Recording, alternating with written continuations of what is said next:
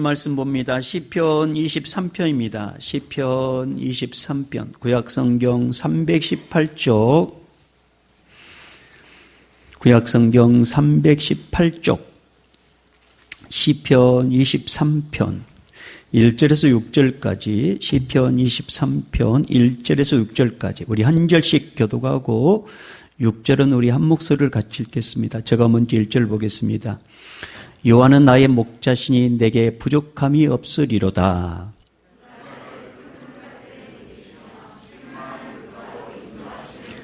내 영혼을 소생시키시고 자기 이름을 위하여 의의 길로 인도하시는도다.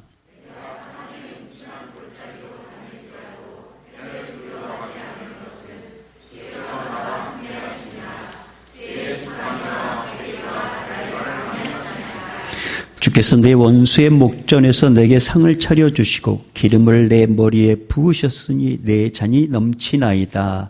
내 평생의 선하심과 인자하심이 반드시 나를 따르리니 내가 여호와의 집에 영원히 살리로다. 아멘. 우리 시간에 공동 기도문 같이 보면서 우리 기도하겠습니다. 우리 같이 보면서 우리 함께 기도합니다. 시작. 하나님 아버지, 우리의 기도를 들어 주옵소서. 코로나19로 고통당하는 온 세계의 환자를 치유하여 주시고 환자의 가족과 희생자의 유족들에게 하늘의 위로와 평안을 주시옵소서. 코로나19의 퇴치를 위하여 수고하는 세계 여러 나라의 의료진과 방역 담당자, 자원봉사자, 일선 공무원들을 보호하여 주시옵소서.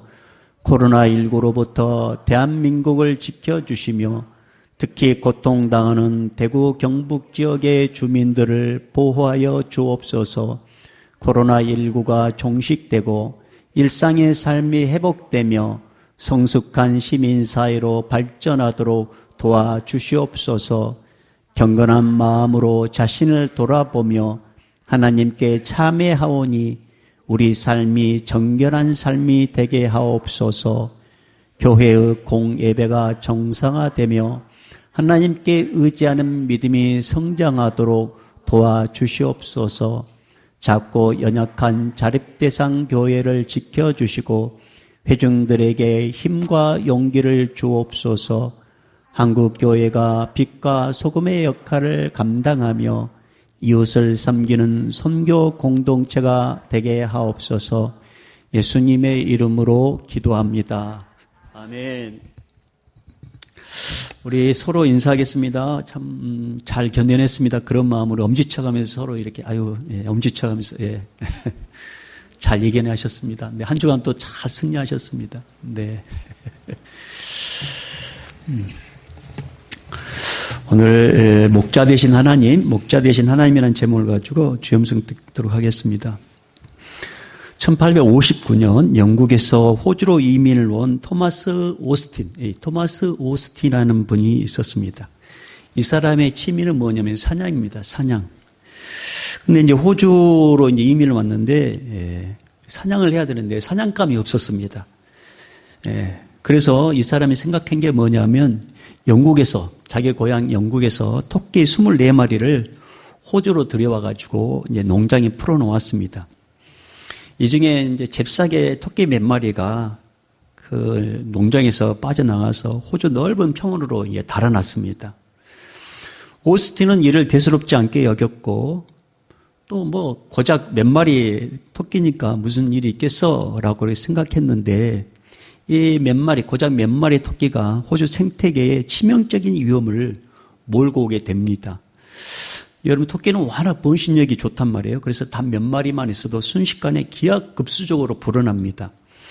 이 오스틴이라는 사람의 농장에서 달아난 이 토끼들은 천적이 없는 호주에서 불과 10년 만에 몇 마리로 불어나게 됐냐면 수천 마리로 불어나게 됩니다. 호주 전역으로 퍼져나갔고 또 호주 토착 동물의 먹이를 가로챈 이 생태계를 황폐화시켰습니다. 이 토끼들이. 다급해진 호주 정부는 토끼 굴을 폭파하거나 또 덫을 넣거나 또 독극물을 놓고 또 심지어 호주 대륙을 종단하는 1600km의 울타리를 쳐가지고 이 다른 쪽으로 이렇게 움직이지 못하도록 이렇게 막았지만 그것도 역부족이었습니다. 다양한 방법을 동원해 보았지만 1950년대까지 이 호주에 토끼가 몇 마리였냐면 6억 마리로 불어나게 됩니다. 수천만 마리에서 6억 마리로. 이렇게 불어난 토끼가 호주 생태계를 파괴하고 산막화를 가속시키자 호주 정부에서는 하지 말아야 될 걸 하게 됐는데 그게 뭐냐면 생물학 무기를 사용하기로 합니다. 생물학 무기. 이 토끼 감염되면은 98%가 치사율을 98%가 죽게 되는데 점액종 바이러스를 이제 살포하거든요. 점액종 바이러스. 근데 효과는 잠시뿐이었습니다. 이 바이러스에 또 내성이 또 이렇게 생긴 이 토끼가 살아나가지고 금세 원래 기체수로 다시 회복하게 됩니다. 단 24마리의 토끼가 호주의 녹지를 초토화시키고 산막화시키고 또 토착 생물들을 위협하게 된 현상을 호주에서는 뭐라고 부르냐면 레빗 패스트, 토끼 패스트라 이렇게 부릅니다. 토끼 패스트. 처음에는 그 누구도 오스틴이 들여온 24마리, 고작 24마리 토끼가 호주 생태계를 위협할 거라고는 꿈도 꾸지 않았습니다. 그런데 그런 일이 벌어졌다라는 거죠. 이처럼 자연계에는 아주 작은 요인이 거대한 변화를 일으키는 경우가 적지 않습니다. 여러분, 이게 자연계뿐이겠습니까? 영적인 부분도 다르지 않습니다. 사탄이 성도와 하나님 사이를 갈라놓는 방법은요, 아주 단순하게 접근합니다. 마음속에 의심과 불신과 안일함의 제시를 딱 뿌려놓습니다. 그 뿌려놓은 그 의심과 불신과 안일함의 씨가 이 죄악의 씨가 막 싹을 틔우도록 상황을 막 이렇게 이용합니다. 그래서 여러분 믿음은 들음에서 난다고 했는데 하나님 말씀을 듣지 못하도록 바쁘게 만들어버립니다. 자꾸 예배에 빠지도록 급한 일이나 약속들이 생겨나게 됩니다. 기도하지 못하도록 피곤하게 만들어버립니다. 천국에 대한 소망보다는 세상 것에 관심을 갖게 만들고 죽으면 다 놔두고 갈 그 물질 것에 인생을 집중하게 만들다가 결국은 죽음 이후의 심판에도 안일하게 준비하게 한다는 것입니다. 이런 분위기가 무르익으면 사탄은 그때부터 그 틈을 타고 들어와서 집중적으로 공격합니다. 영적으로 막 공격한다는 거죠. 그래서 결국 영적으로 병들게 해서 예수님을 멀리하게 하고 결국 지옥으로 끌고 가는 것이 사탄의 전형적인 패턴이고 방법입니다. 여러분, 고작 24마리의 토끼가 호주를 완전 황폐하게 시킨 것처럼 영적이 또 그렇다는 거죠. 거대한 댐이 무너질 때는 여러분 반드시 원인이 있습니다. 작은 구멍에서 물이 쫄쫄쫄 셀 때 빨리 조치를 취해야 되는데 설마 무슨 일이 있겠어? 괜찮겠지. 그렇게 안일하게 대처하고 다음으로 미루다 보면 작은 구멍에서 나오는 물줄기는 강해지고 결국 댐은 붕괴되어 모든 것을 집어삼키고 맙니다. 영적인 것도 똑같다라는 거죠. 우리 마음속에 불신이 생기고 의심이 생기고 하나님의 존재를 부인하는 마음이 생길 때 이걸 그냥 묵인하면 안 돼요. 자연스럽게 내 마음에 생기는 생각, 자연스럽게 생기는 것이지라고 이렇게 생각하면서 묵인해버리면 여러분 제가 늘 이야기하지만 내 머리에 날아가는 새는 내가 어떻게 할 수 없어요. 그러나 그 새가 내 머리에 둥지를 트도록 내버리면 안 되는 것처럼 내 안에 불신이 생기고 의심이 생기고 안일함이 생길 때 그냥 내버려두면 이게 딱 내 마음이 자리를 잡아가지고 하나님은 멀리하게 만든단 말입니다. 그러니까 우리 안에 불신이 생기고 의심이 생기고 하나님 존재를 부인하는 마음이 생길 때 여러분 예수 이름으로 대적하십시오. 그리고 반드시 자기 자신을 점검하셔야 됩니다. 말씀으로 자기 자신을 진단을 해야 된단 말입니다. 여러분 우리가 아프면 병원에 가지고 나의 어떤 건강 상태를 체크하듯이 증상이 있잖아요. 아프면. 감기 걸리면 어떤 증상이 있단 말입니다. 그러면 내 몸이 아프네? 또 알잖아요. 본인이. 그는 병원에 가서 진단을 받는 것처럼 영적도 똑같습니다. 만약에 우리 생각에 불신앙, 불신, 불평, 원망, 미움, 시기, 질투 이런 이 영적 바이러스를 그냥 그대로 둔다면 사탄은 그 틈을 타고 공격할 것입니다. 점점 불신앙의 골은 깊어지게 될 것이고 의심은 눈덩이처럼 크게 될 것입니다. 그래서 결국 하나님을 등지고 세상에서 자행자해하며 살다가 결국 지옥 인생이 되고 말 거라는 거죠. 혹시 이제 우리 잘 운전하신 분들 아마 경험했을 거예요. 가끔씩 자동차 펑크가 난 경우 있잖아요. 그렇죠? 원인을 파악해 보면은 별것 아닙니다. 작은 나사못이 딱 꽂혀 있다는 거죠. 작은 나사못이. 아무것도 아니에요. 작은 나사못. 근데 그걸 빼가지고 이제 바람 새지 않도록 탁 이렇게 해놓고 그 다음에 이제 공기를 주입하지 않습니까? 근데 운 좋을 때도 있어요. 그러면 다 이렇게 타일을 이렇게 보다 보면은 피스가 또 밖에 있을 경우가 있다면 근데 바람 안 새. 나사못이 밖에 있는데 바람이 안 새. 그럼 어떻게 해야 될까요? 그냥 그대로 놔버려 둘까요? 내버려 둬야 될까요? 아닙니다. 그걸 발견했으면 그걸 빼가지고 더 이상 어떤 차후에 어떤 사고가 나지 않도록 해야 된단 말이에요. 근데 그냥 안일하게 대처해버리면 어느 순간에 바람이 설설설 빠지고 결국 이 타이어는 저도 쓰지 못하고 차는 멈추고 말 거라는 거죠. 사탄이 우리를 공격하는 영적인 방법도 똑같습니다. 처음에는 아주 작게 우리를 공격한다는 거죠.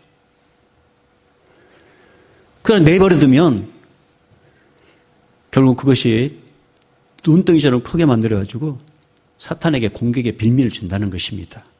사랑하는 여러분, 사탄에게 틈을 보이지 마십시오. 사탄에게 틈을 주지 마십시오. 사탄에게 빌미를 제공하지 말란 말입니다.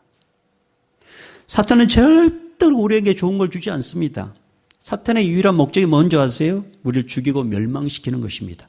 그러나 예수님은 우리에게 생명을 주실 때 풍성히 주신 분이십니다. 예수님은 그렇다는 거죠. 우리가 믿는 예수님은 우리에게 뭔가를 다 주실 때 풍성하게 주신 분이지만 사탄은 우리에게 절대로 좋은 거 주지 않습니다. 절대로.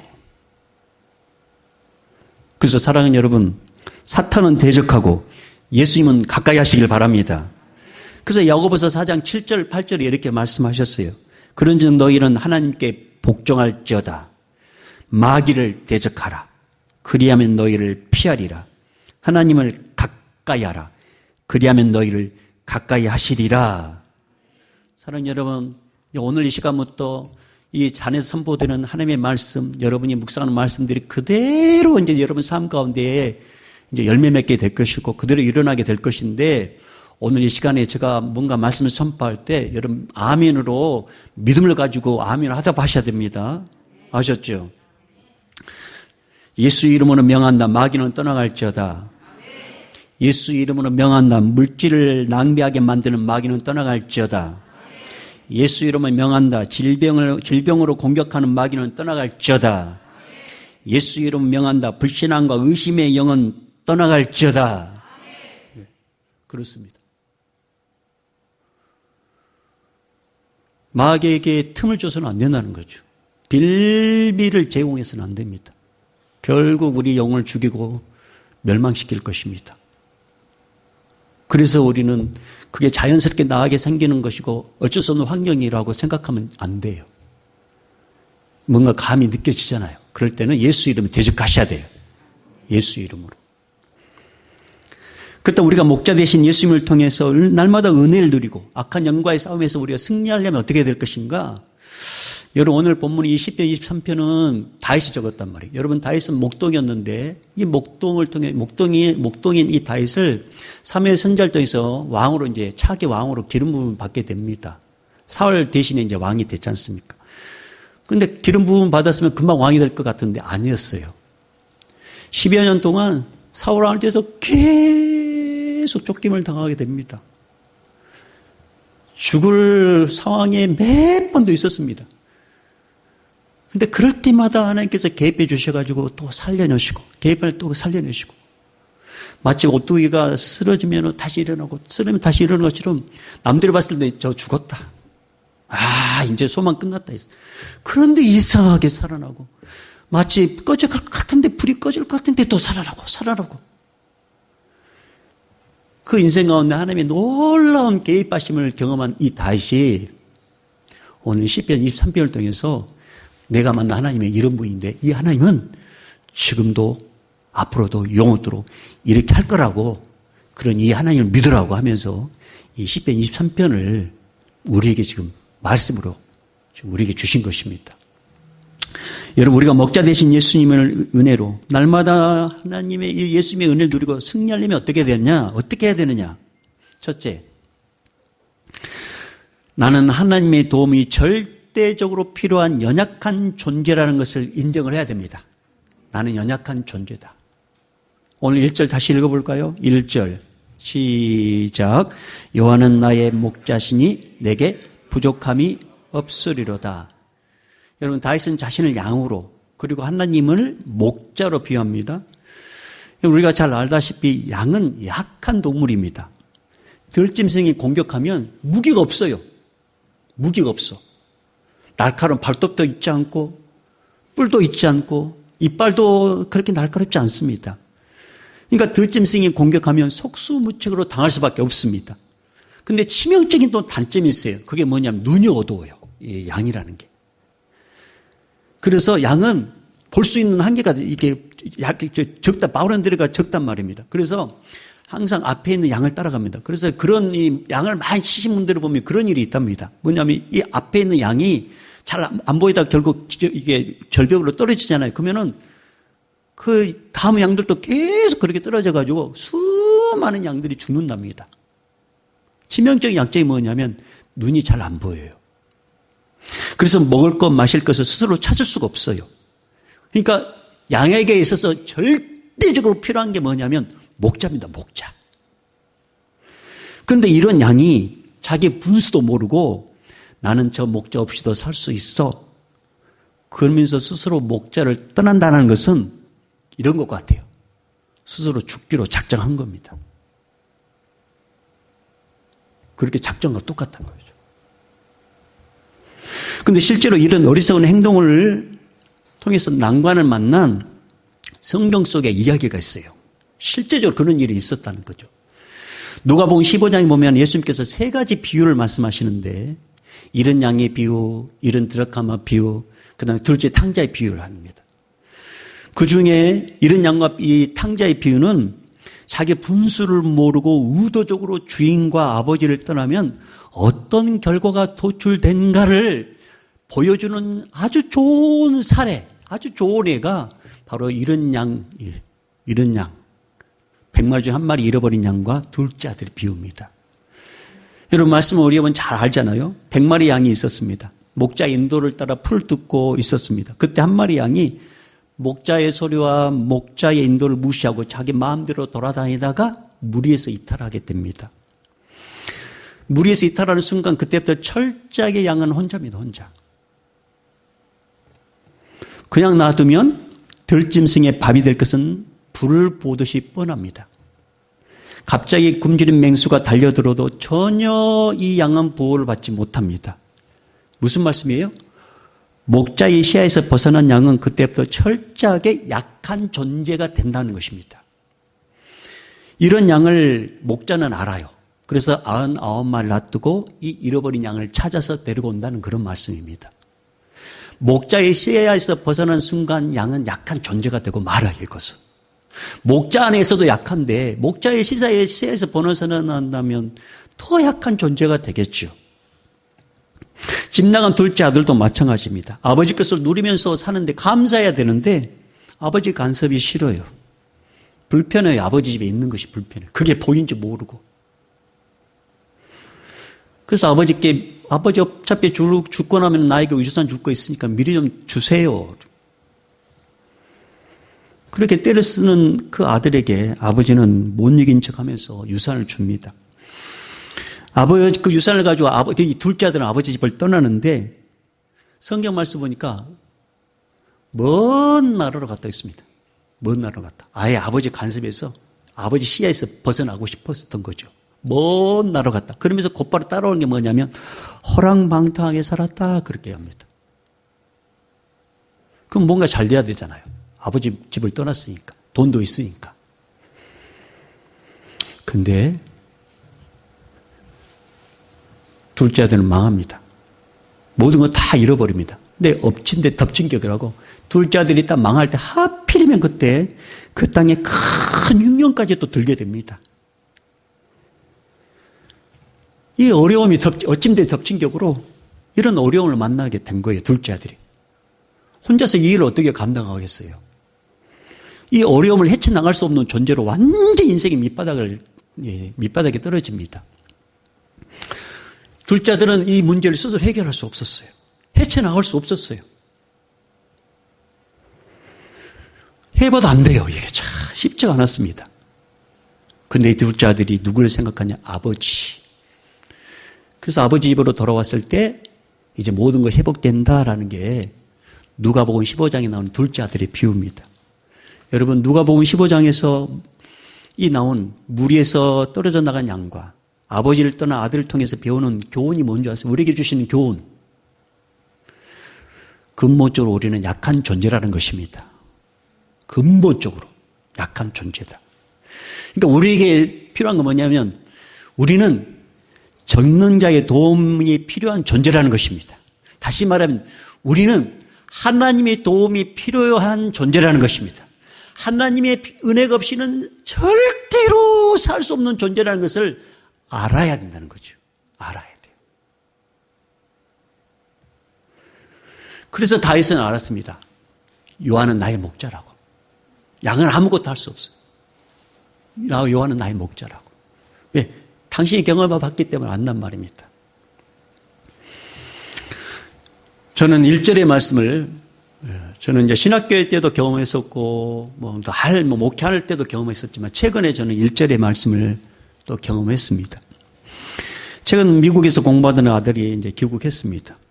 자연스럽게 2주간 자가격리에 들어갈 수밖에 없었습니다. 아내와 아이들은 집에서 2주간 보내고 저는 교회에서 2주 동안 생활할 수밖에 없었습니다. 그리고 어제 이제 12시부로 자가격리 해제가 되어가지고 오늘이 이제 아내와 아이들 나오고 큰아들은 혹시나 또 우리 모를까봐 그럴 일 없지만 혹시나 또 부담될까봐 오늘까지 너 스스로 자가격리해라. 그래가지고 집에 딱 가둬놓고 왔답니다. 예. 제가 2주 동안 이제 교회 생활을 하면서 하나님께서 얼마나 나를 불쌍히 여겼던지 하나님께서 사람 천사를 보내가지고 때에 따라 먹을 것을 공개해 주시는 거예요. 한 끼도 굶지 않았습니다. 오히려 집에서 먹는 것보다 더 잘 먹었습니다. 오히려. 2주 동안 뒤를 돌아오면서 한 끼도 굶지 않았습니다. 너무나도 잘 먹었습니다. 너무나도. 하나님께서 그렇게 채워주시더라고요. 그렇게. 저는 이 자리를 빌려서 하나님의 감동에 순종한 사람 천사들에게 축복하고 싶습니다. 감사드리고요. 1절의 말씀이 여러분 인생 가운데 그대로 재현되기를 주님 축복합니다. 1절의 말씀. 사랑하는 여러분, 우리는 약한 존재입니다. 하나님의 도움 없이는 살 수 없는 존재입니다. 그런데 어떻게 감히 우리가 하나님을 떠날 수가 있겠습니까? 그것은 어불성설입니다. 기억하십시오. 목자 되신 예수 그리스도, 목자 된 하나님의 도움을 받으려면 나는 예수님의 은혜가 필요한 존재입니다. 나는 약한 존재입니다. 꼭 도와주세요. 이렇게 하나님을 의지하는 우리 모두가 되십시다. 두 번째로 우리가 목자 되신 예수님의 은혜를 날마다 누리고 영적으로 승리하려면 어떻게 해야 될 것인가? 어떻게 해야 되나? 4절로 가볼까요? 4절 말씀 읽어봅니다. 시작. 내가 사망의 엄침한 골짜기로 다닐지라도 해를 두려워하지 않을 것은 주께서 나와 함께 하심이라. 주의 지팡이와 막대기가 나를 안위하시나이다. 아멘. 이 말씀을 쉬운 성경에는 이렇게 기록해 놓았습니다. 내가 음산한 죽음의 골짜기를 지나가게 된다 하더라도 나는 겁나지 않습니다. 그것은 주님께서 나와 함께 계시기 때문입니다. 주님의 막대기와 지팡이가 나를 든든하게 보호해 줍니다. 이 말씀을 통해서 목자 되신 예수님을 통해 우리가 은혜를 받고 보호하심을 받고 승리하려면 어떤 마음을 가져야 되느냐? 여러분의 마음을 잘 지키십시오. 음산한 곳을 지나면 겁이 나요. 마음이 흔들린단 말입니다. 두려워요. 마음이 요동친단 말이에요. 에베소 6장 보면 악한 마귀의 싸움에서 승리하려면 성령의 전신갑주를 입어라 그런 말씀이 나오거든요. 구원의 투구를 써야 되고 의의 호심경을 붙여야 되고 진리 허리띠를 띄어야 되고 말씀의 검, 믿음의 방패, 그다음에 복음의 신발 신어야 된다라고 그런 말씀이 나오거든요. 그 가운데 에베소서 6장 16절 말씀이면 이런 말씀이 있어요. 모든 것 위에 믿음의 방패를 가지고 이로써 능히 악한 자의 모든 불화살을 소멸하고 라는 그런 말씀이 있습니다. 이게 무슨 말이냐? 여러분, 사탄은 틈만 나면 우리 마음을 공격하려고 불화살을 쏜단 말입니다. 불화살을 쏜단 말이에요. 막 두려워하게 만들고 마음이 요동치게 만들고 그럴 때마다 믿음의 방패로 탁탁 막으면 마음을 딱 잡게 된다는 거예요. 근데 우리가 무방비의 상태로 있고 믿음의 방패를 준비하지 않으면 어디서 날아오는지 모르지만 이 불화살이 날아와가지고 우리 마음을 막 낙담하게 만들어버린단 말입니다. 낙심있게 만들어버려요. 더군다나 음산한 곳에 갈 때는요, 이 마음이 요동쳐가지고 집중을 하지 못하게 만들고 뒤로 뒷걸음치게 만든단 말입니다. 이런 약함을 하신 하나님께서 흔들리지 말고 믿음으로 마음을 지킬 것을 당부하셨는데 잠언 4장 23절에 이런 말씀이 있어요. 모든 지킬 만한 것 중에 더욱 네 마음을 지키라. 생명의 근원이 이에서 남이니라. 마음을 잘 지키라는 것입니다. 또 이런 말씀도 있어요. 이사야 26장 3절. 주께서 심지가 견고한 자를 평강하도록 지키리니 이는 그가 주를 신뢰함이니라. 어떤 상황에 온다 할지라도 주님을 신뢰하는 이 마음, 이 믿음으로 마음을 꽉 붙잡아야 되는데 무방비 상태로 가만히 있어버리면 반드시 불화살을 맞게 된단 말입니다. 그러니까 낙심하지 말고 마음을 딱 믿음으로 마음을 딱 지켜서 하나님을 철저하게 의지해야 됩니다. 사랑하는 여러분, 지금 우리는 이 어려운 상황에 지금 가고 있어요. 음산한 지금 이 지경을 가고 있단 말입니다. 조심스럽게 지금 살 수밖에 없는 사망의 음침한 골짜기를 지금 우리 지나가고 있어요. 지금 이 상황이, 코로나 이 상황이 그렇습니다. 이 상황이 언제 끝날지 아무도 모릅니다.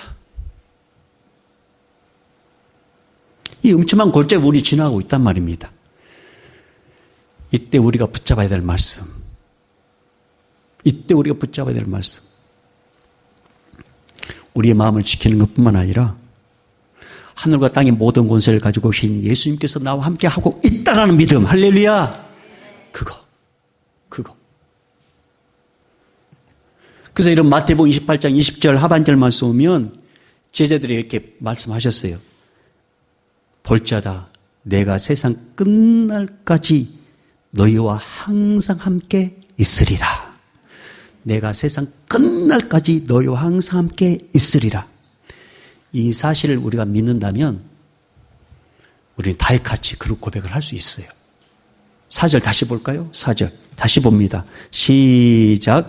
내가 사망의 음침한 골짜기로 다닐지라도 해를 두려워하지 않을 것은 주께서 나와 함께 하심이라.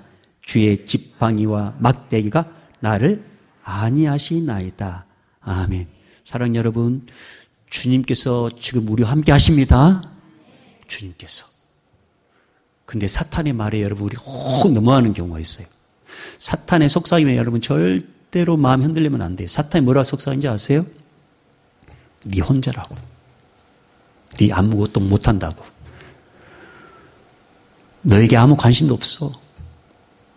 너는 철저하게 혼자야. 이 상황 포기해. 이게 사탄의 속삭임이에요. 이런 생각을 심어주고 마음을 막 요동치게 할 때 그냥 묵인해버리면 안 돼요. 그럼 그 어떻게 해야 되느냐? 다른 게 없어요. 예수 이름으로 대적하십시오. 기억하십시오. 우리 모두는 혼자가 아닙니다.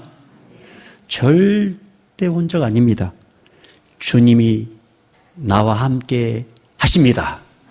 할렐루야. 주님이 나와 함께 하셔요. 주님이. 이걸 확신한 사람은 목자 대신 예수님을 통해서 우리는 승리할 수 있고 인도함 받을 수 있습니다. 눈에 보이지 않는다고 해서 없는 게 아니죠. 눈에 보이지 않는 바이러스는 근데 있잖아요. 우리 주님은 눈에 보이지 않지만 지금 나와 우리 모두 함께 하십니다. 함께 하셔요. 그러니 쫄지도 마시고 두려워하지도 마시고 당당하게 소연아 알았지? 주님이 너와 함께 하신단 말이야. 오늘부터 선포한 하나님의 말씀이 그들의 응답될 줄 믿습니다. 그렇습니다. 마지막으로 우리가 목자 되신 예수님의 은혜로 날마다 승리하고 인도함을 받으려면 어떻게 해야 되느냐? 6절로 가볼까요? 6절 읽어봅니다. 시작. 내 평생의 선하심과 인자심이 반드시 나를 따르리니 내가 여호와의 집에 영원히 살리로다. 아멘. 여러분 양이나 염소는 아침에 우리 있죠? 이게 우리 울타리 타고 우리에 있다가 나갑니다. 그리고 들판에서 풀을 뜯고 늦은 오후까지 다 풀을 뜯다가 목자가 딸락딸락 하면은 목자를 따라서 다시금 목자 인도를 받고 우리 안에 또 들어와가지고 그 우리 안에서 안전하게 또 밤을 새고 또 동물들 이렇게 침투하지 못하도록 다 이렇게 목자의 도움을 받고 우리 안에 거하다가 또 다음날 또 이렇게 밖에 나서 풀을 뜯습니다. 여러분 교회는 어떤 곳인 줄 아세요?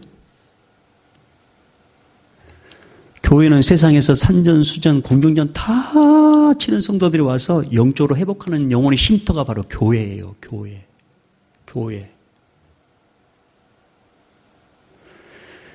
교회는 하나님의 임재가 강하게 역사하는 곳입니다. 그래서 지혜로운 사람은요, 하나님의 집에서 다 하루를 시작해요. 아침에 나와서 기도하고, 우리 안에 거하다가, 그리고 세상 나와서 일하고, 또 피곤한 몸을 이끌고, 또 와서 힘을 얻고, 교회 안에서 또 은혜 받고, 또 쉬고, 또 나가고, 이런 것들을 반복합니다. 다윗은 알았어요. 자기의 소망이 뭐냐면 하나님의 영원히 거하는 거예요. 그 세상에 그 어떤 것보다도 너무나도 좋은 곳, 그 하나님의 집에 영원히 거하는 것, 자기는 그렇게 하겠다고 그렇게 결단합니다. 여러분 기억하십시오. 하나님은 교회라는 이 통로에서 복을 흘러보내게 만드셨어요. 그리고 이 교회의 머리는 예수 그리스도십니다. 교회는. 그래서 이 시간에 우리가 결단하면 돼요. 하나님, 내 평생에 여호와의 집에 영원히 거하겠으니 날 도와주시라고. 그럼 예수님께서 우리가 되어주셔가지고, 울타리가 되어주셔가지고 보호해 주십니다. 그게 6절 말씀이에요. 마지막 6절 읽고 우리 마무리합시다. 6절 시작.